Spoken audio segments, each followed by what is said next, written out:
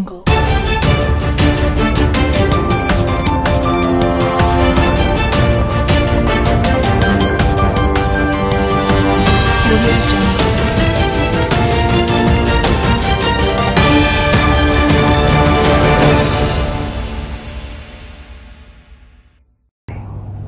Selamat pagi pemirsa, kembali lagi bersama saya Evi Maria di acara Seputar Sanglah untuk mengabarkan berita-berita teraktual, tajam dan terpercaya yang telah kami rangkum pada acara Sanglah TV. Berdasarkan informasi Kementerian Kesehatan Republik Indonesia, per tanggal 18 Oktober 2022 tercatat sebanyak 189 kasus obat sirup penyebab gagal ginjal yang dikonsumsi oleh anak berusia 1 hingga 5 tahun. Kasus pertama terjadi pada seorang anak yang berusia 1 tahun yang mengkonsumsi obat bermerek Traxion yang dibeli di apotik oleh orang tuanya. Dugaan kuat menyatakan bahwa obat sirup tersebut mengandung kadar cairan atau obat yang melebihi jumlah ambang batas seharusnya. Maka dari itu sudah bergabung bersama kami Saudara Jeffrey. Ya, bagaimana perkembangan di apotik Saudara Jeffrey? Baik, terima kasih Evi yang ada di studio untuk melihat permasalahan yang terjadi belakangan ini, yaitu peredaran obat terhadap anak yang menyebabkan penyakit gagal ginjal, menyebabkan masyarakat saat ini mengalami keresahan. Tentu saja mengingat proses ini yang perlu untuk dikaji bersama, saya di sini berada di lapangan untuk mengkaji bagaimana proses perkembangan dari alur peredaran obat tersebut. Sudah bergabung bersama kita seorang apoteker di sini, yaitu Bapak Haikal. Selamat siang Bapak Haikal. Selamat siang Bapak Jeffrey. Oke, jadi kami di sini dari Sanglah TV ingin mewawancarai Bapak sedikit terkait kasus peredaran obat, terutama peredaran obat sirup yang dapat menyebabkan penyakit gagal ginjal seperti itu, Bapak. Jadi untuk pertanyaannya ini, pertama, apakah banyak keluhan dari konsumen terkait obat sirup yang menyebabkan penyakit gagal ginjal ini? Oh baik, kalau dari apotek kami selama ini sih belum ada komplain dari masyarakat yang untuk beli obat. Karena emang kan sebelum beli obat kita menanyakan dulu apakah obat ini benar atau sesuai dengan penyakitnya atau tidak. Sama kalau ada obat khusus tuh biasanya kita minta resep dokternya. Oke, baik. Nah, kemudian kita melihat kasus yang terjadi belakangan ini, Bapak. Kira-kira boleh dijelaskan sedikit nggak sih, Bapak, bagaimana proses dari alur pendistribusian obat-obatan dari proses produksi hingga sampai diperjualbelikan di apotik seperti itu? Setahu saya, kalau dari pihak farmasinya, awal prosedurnya itu awalnya dari pihak farmasi itu ada untuk bikin obat baru dan ada untuk memperbaiki resep yang kurang sempurna.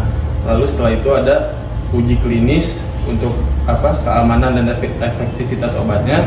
Lalu setelah itu mendaftarkan obat ke pihak BPOM di Indonesia, dan setelah itu biasanya BPOM akan, jika sudah disetujui oleh BPOM, akan disebarluaskan ke apotek-apotek. Oke, seperti itu. Nah, untuk kasus-kasus seperti peredaran obat sirup yang dapat menyebabkan penyakit ginjal terhadap anak ini, kira-kira Bapak mengetahui tidak seperti kandungan-kandungan yang ada dalam obat itu, dan bagaimana seorang apotek melihat kasus ini?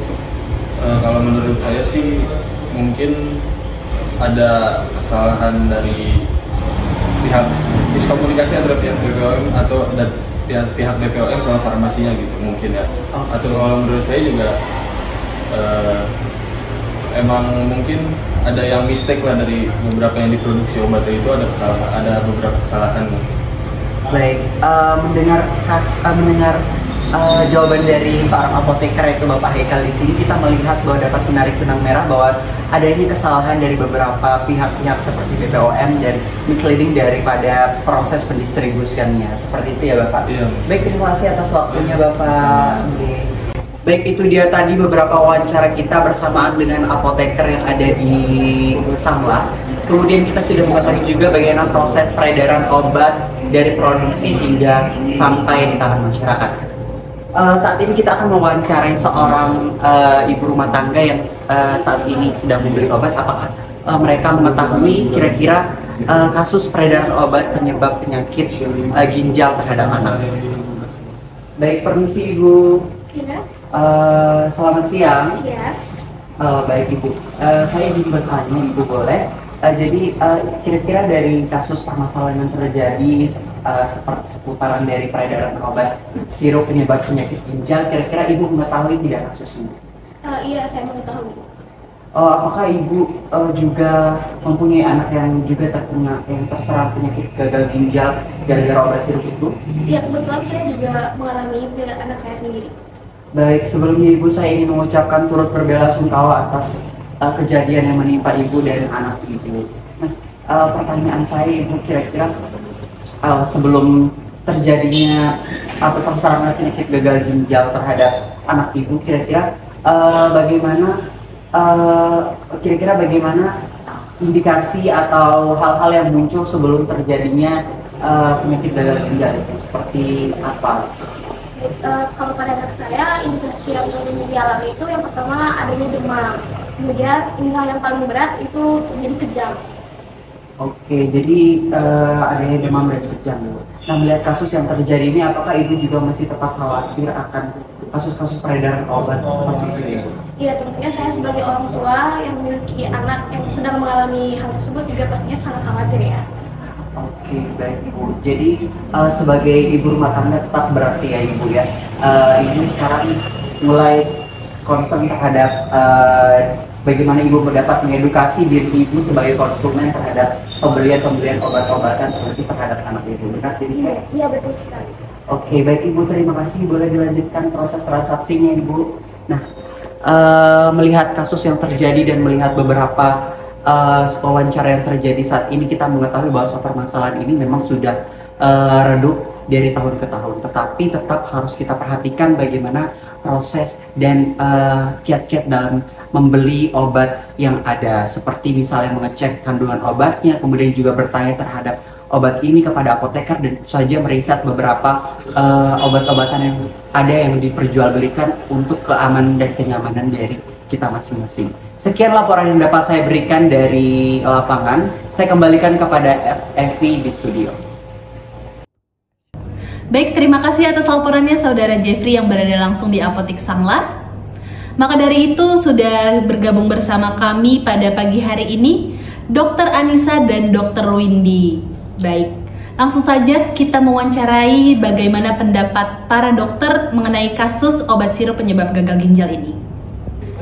Telah bergabung bersama kami di platform Zoom Meetings, Dr. Windy. Ya, selamat pagi dokter, terima kasih untuk waktu dan kesempatannya yang telah dokter berikan kepada kami. Langsung saja kita diskusi pagi ini ya dok ya. Oke, melihat peredaran obat terhadap anak yang menyebabkan penyakit ginjal ini dok, menurut dokter kira-kira bagaimana kandungan dari obat yang dapat menyebabkan terjadinya gagal ginjal kepada anak-anak? Baik, terima kasih presenter Evi dan juga seputar Sangla yang telah memberikan saya kesempatan untuk ikut bergabung dalam segmen pagi ini. Baik, untuk menjawab pertanyaan itu, pertama-tama kita harus mengerti nih apa saja perbedaan dari gagal ginjal kronis dan juga gagal ginjal akut ya, karena keduanya adalah hal yang berbeda. Jadi, untuk gagal ginjal akut itu adalah gangguan ginjal yang terjadi dalam waktu yang singkat. Ya, jadi dalam kasus gagal ginjal pada anak akibat konsumsi obat sirup ini dapat kita klasifikasikan sebagai gagal ginjal akut karena prosesnya ini bisa terbilang relatif singkat ya. Bahkan dalam kasus anak-anak ini sendiri itu terjadi dalam waktu 3 sampai dengan 5 hari. Nah, untuk gagal ginjal kronis itu merupakan kebalikannya. Jadi, ini merupakan gangguan ginjal yang terjadi dalam waktu yang lama, bisa berbulan-bulan atau bahkan bertahun-tahun. Jadi, sampai di situ bagaimana sih penyebab terjadinya gagal ginjal akut? Nah, jadi penyebabnya sebenarnya itu adalah sangat banyak dan juga beragam. Namun, sesuai dengan kasus yang kita bahas pada hari ini, yaitu pada kasus gagal ginjal pada anak yang disebabkan oleh penggunaan atau konsumsi obat-obatan sirup, itu ternyata disebabkan oleh kandungan-kandungan yang berbahaya. Nah, jadi dalam obat-obatan sirup ini ditemukan 2 kandungan berbahaya. Apa saja sih kandungannya? Yang pertama ada ethylene glycol dan yang kedua ada diethylene glycol. Yang mana pada sepanjang sesi ini nanti akan kita singkat saja penyebutannya menjadi EG dan juga DEG. Jadi apa sih EG dan DEG ini? Jadi EG dan DEG ini sebenarnya adalah alkohol ya. Tepatnya adalah alkohol pelarut. Jadi sifatnya EG dan DEG ini hanyalah sebagai zat pendukung dalam obat-obatan. Lalu kenapa sih sebagai zat pendukung kok dia bisa kita bilang sebagai zat yang berbahaya? Nah, karena EG dan DEG ini nantinya akan menghasilkan suatu zat yang akan bersifat toksik pada ginjal. Belum lagi nanti jika ada yang namanya asam oksalat. Nah, asam oksalat ini jika bertemu dengan kalsium, maka akan membentuk yang namanya kalsium oksalat. Seperti yang kita ketahui bahwa kalsium oksalat ini adalah batu ginjal. Jadi kalau sudah ada batu ginjal di dalam ginjal, otomatis ini akan menyumbat yang namanya ginjal. Jadi kalau ada penyumbatan ginjal, sudah otomatis ini akan mengganggu fungsi dan juga kinerja dari ginjal kita. Lalu nih, seperti yang saya singgung sebelumnya, bahwa penggunaan EG dan DEG yang melebihi batas wajar ini akan berakibat fatal ya. Nah, berapa sih batas atau takaran yang seharusnya dipergunakan di dalam obat-obatan? Sebelumnya, BPOM ini sudah menetapkan bahwasannya penggunaan EG dan DEG ini diperbolehkan asal tidak melebihi dari batas yang ditetapkan, yaitu sejumlah 0,5 mg per kilogram berat badan. Jadi perlu dicatat dan perlu diingat bahwa kandungan EG dan DEG dalam obat itu bisa dikatakan wajar dan aman untuk dikonsumsi bila tidak melebihi dari batas tersebut ya. Jadi sebagai konsumen itu kita juga harus pintar-pintar untuk membaca ingredients atau juga kandungan yang ada di dalam obat-obat yang kita konsumsi.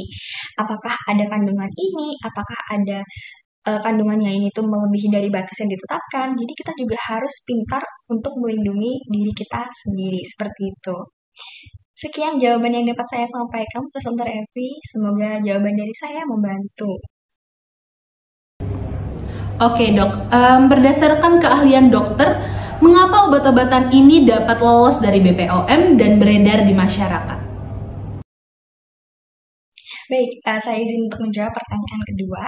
Jadi sebenarnya BPOM itu sudah menetapkan atau sudah mengawasi secara komprehensif tentang peredaran obat-obatan ini baik itu pre-market maupun post-market.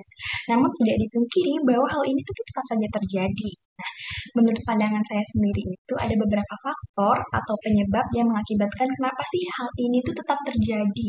Nah, salah satunya adalah karena adanya oknum-oknum nakal. Nah, oknum-oknum nakal ini mengubah pemasukan obatnya yang awalnya semula dari farmasi menuju ke kimia. Nah, atas perubahan komposisi inilah atau pemasokan komposisi inilah yang tidak dilaporkan kembali ke BPOM sehingga BPOM ini tidak mengetahui soal ini. Makanya produk-produk yang mengandung unsur-unsur berbahaya ini itu tidak ketahuan oleh BPOM sehingga bisa saja lolos dan beredar di masyarakat. Seperti itu adalah salah satu alasannya kenapa ya. Jadi sebenarnya ini itu BPOM itu tetap saja melakukan fungsinya dan wewenangnya sesuai dengan yang seperti ada. Namun tanpa dipungkiri tetap saja bakal ada yang namanya oknum-oknum nakal seperti itu. Seperti itu jawaban dari saya, presenter Evi. Selamat pagi Dokter Dita. Baik, langsung saja kita ke pertanyaannya ya dok ya. Kira-kira melihat fakta yang terjadi dalam hal ini, bagaimana peranan dari BPOM sebelum dan sesudah terjadinya kasus peredaran obat ini? Silakan dok. Selamat pagi. Baik, saya akan langsung menjawab pertanyaan dari saudara mengenai bagaimana peranan BPOM sebelum maupun sesudah kasus peredaran obat tersebut terjadi. Yaitu, pada sebelum beredarnya obat tersebut, BPOM memiliki peran untuk menyusun dan melaksanakan kebijakan nasional di bidang pengawasan obat dan makanan, menyusun dan menetapkan norma, standar, prosedur, dan kriteria di bidang pengawasan, melaksanakan pengawasan sebelum dan selama obat tersebut beredar, melakukan koordinasi pelaksanaan pengawasan dengan instansi pemerintah pusat dan daerah, dan memberikan bimbingan teknis dan supervisi. Kemudian, setelah terjadinya kasus peredaran obat berbahaya tersebut, BPOM juga memiliki peran, di mana peran tersebut diantaranya melakukan pengujian ulang, rutin dan berkala terhadap obat tersebut, melakukan pengkajian terhadap aspek keamanan kandungan dalam obat yang telah beredar di masyarakat tersebut bersama dengan ahli farmakologi, melakukan pembekuan terhadap izin edar dari produk obat yang dimaksud, memerintahkan kepada perusahaan yang memiliki izin produksi dan izin edar atas obat-obatan tersebut untuk menariknya dari peredaran, dan memberikan himbauan kepada pelaku profesional di bidang kesehatan dan masyarakat luas untuk memberhentikan penggunaan obat tersebut. Kurang lebih sekian dapat saya jelaskan mengenai pertanyaan dari saudara. Terima kasih. Baik, itu dia tadi saudara-saudara tanggapan dari ahli-ahli kesehatan yang telah kami hadirkan pada pagi hari ini. Tak kalah juga kami telah menghadirkan ahli hukum, yaitu seorang ahli hukum perdata yang bernama Ibu Wila Sucita SHMH.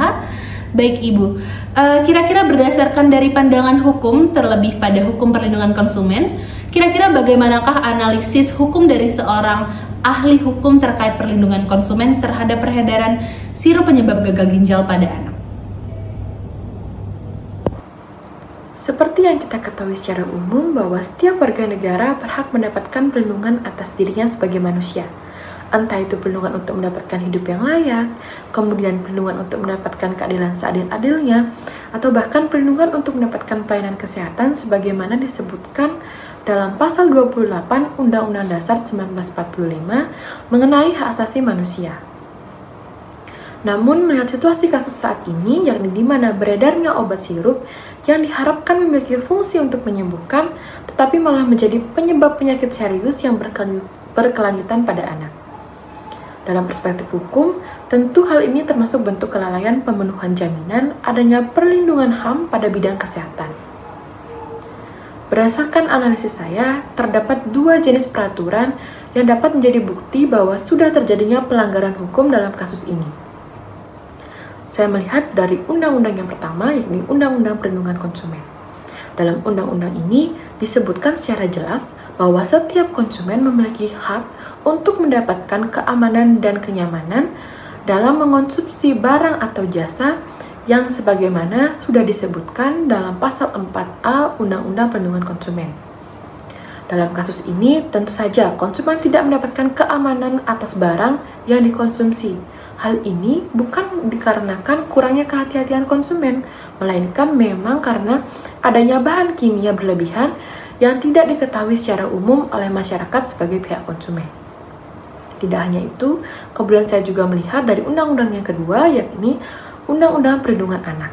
Dalam hal ini, disebutkan pada pasal 44 ayat 4, disebutkan bahwa pemerintah menjamin adanya pemberian pelayanan kesehatan yang meliputi upaya preventif, kuratif, dan rehabilitatif, sehingga dengan adanya kasus ini merupakan suatu bentuk kelalaian pemerintah karena kurang teliti dalam memastikan kelayakan obat yang beredar.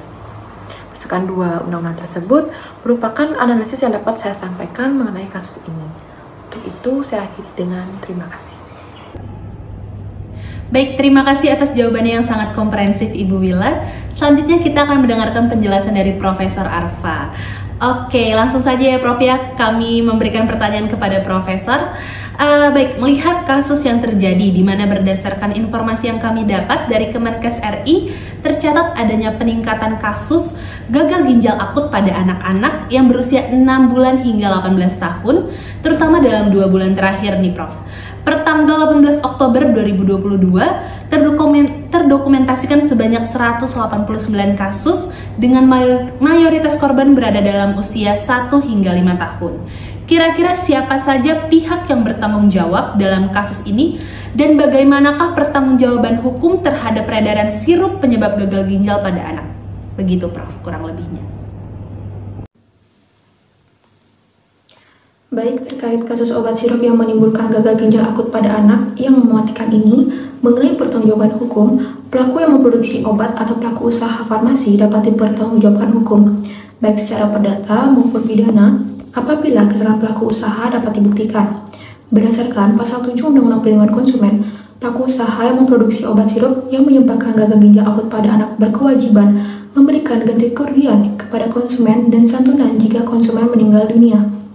Mengenai tanggung jawab perdata di mana perusahaan farmasi yang memproduksi obat dengan memberikan ganti kerugian, namun tuntutan ganti kerugian yang diberikan kepada pelaku usaha tersebut tidak menutup kemungkinan diajukannya tuntutan secara pidana asal kesalahan pelaku usaha dapat dibuktikan memenuhi unsur-unsur pidana bahwa pelaku usaha yang memproduksi obat sirup tersebut menggunakan bahan-bahan yang dilarang yang dimana membahayakan kesehatan.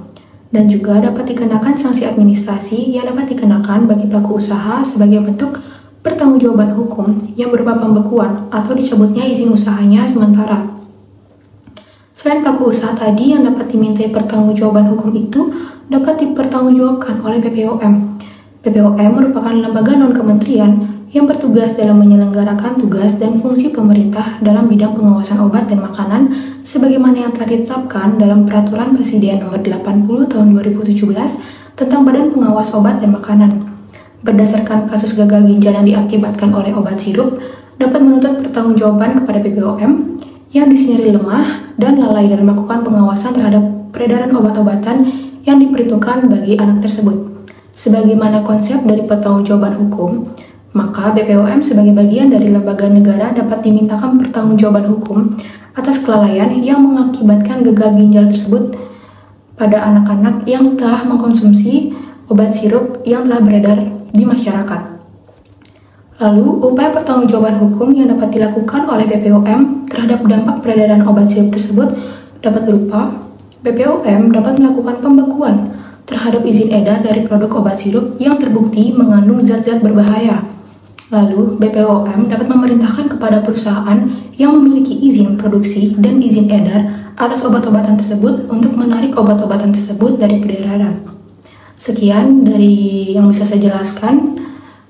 Saya kembalikan lagi kepada yang berwenang. Terima kasih. Terima kasih atas tanggapannya Prof. Arfa dan juga Ibu Wila, serta ahli-ahli kesehatan yang sebelumnya telah kami hadirkan. Maka dari itu, BPOM memiliki tanggung jawab untuk melakukan pengawasan post-market dan pre-market, dan untuk memastikan bahwa produk obat dan makanan tetap memenuhi persyaratan keamanan, kemanfaatan, dan mutu yang telah disetujui oleh BPOM sebelum produk beredar di pasaran. Demikianlah rangkuman berita kita pada pagi hari ini mengenai obat sirup penyebab gagal ginjal pada anak-anak. Untuk para orang tua, waspadalah, waspadalah, tingkatkan literasi, turunkan emosi. Saya Evi Maria, pamit undur diri. Sekian, terima kasih, sampai jumpa di Selasa pagi.